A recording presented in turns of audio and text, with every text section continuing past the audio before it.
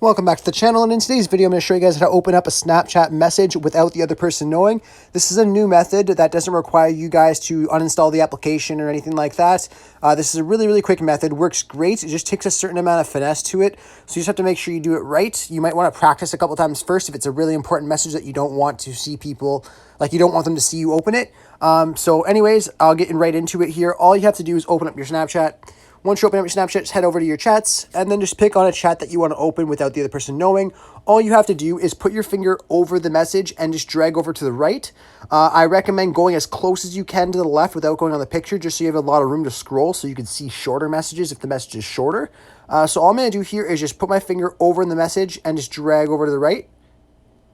Just like this, and you want to drag over until you see the message. If you get too far over to the right, you could use your left finger to kind of help you drag. Just go very slowly and go by small movements, or else you will open the message by accident. So as you can see here, how slow I'm going. So you just want to drag over, and then you'll be able to see the message just like that. And then if you just swipe back over slowly, you'll notice that the message still says unopened.